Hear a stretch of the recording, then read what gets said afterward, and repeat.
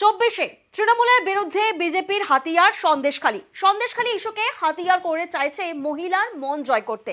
পাল্টা ময়দানে তৃণমূল, সন্দেশখালী ইস্যুতে ভোটের বাংলা গরম।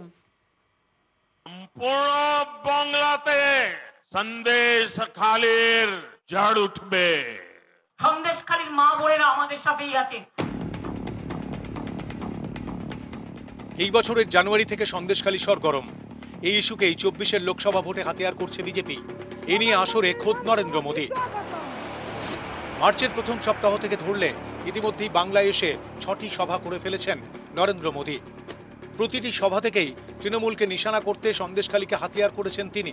বারাসাতের সভার পরে সন্দেশখালীর আন্দোলনকারীদের সঙ্গে দেখাও করেন মোদী। সন্দেশখালী এলাকাটি বসিরহাট লোকসভার মধ্যে পড়ে। সেই বসিরহাটে বিজেপি প্রার্থী করেছে রেখা পাত্রকে, যিনি সন্দেশখালী আন্দোলনের অন্যতম মুখ। রেখাকে ফোনও করেন নরেন্দ্র মোদী। रेखा जी नमस्कार। आप बंगाल की विपरीत राजनीतिक परिस्थितियों में प्रचार कर रही है। বুধবার উত্তরবঙ্গে বিজেপির প্রচারেও সন্দেশখালীর মহিলারা। নরেন্দ্র মোদীর মতোই অমিত শাহ বাংলায় এসে হাতিয়ার করেছেন সন্দেশখালী ইস্যু।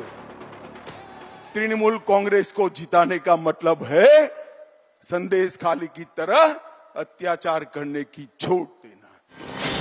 পর্যবেক্ষকদের একাংশের মতে এসব থেকে স্পষ্ট 24-এর ভোটে বিজেপির বড় অস্ত্র সন্দেশখালী। বিজেপি এর আগে বাংলায় বিভিন্ন ভোটে বিভিন্ন ইস্যুতে ভোট চেয়েছে, কিন্তু 19-এর লোকসভা ভোট ছাড়া অন্য কোনো ভোটে সাফল্য মেলেনি। 21-এও স্বপ্নভঙ্গ হয়েছে। এবার 24-এর লোকসভা ভোট। এই ভোটে বিজেপির লক্ষ্য মহিলা ভোট। পর্যবেক্ষকদের মতে এই কারণেই সন্দেশখালীকে হাতিয়ার করে মহিলা মন জয় করতে চাইছে পদ্ম শিবির।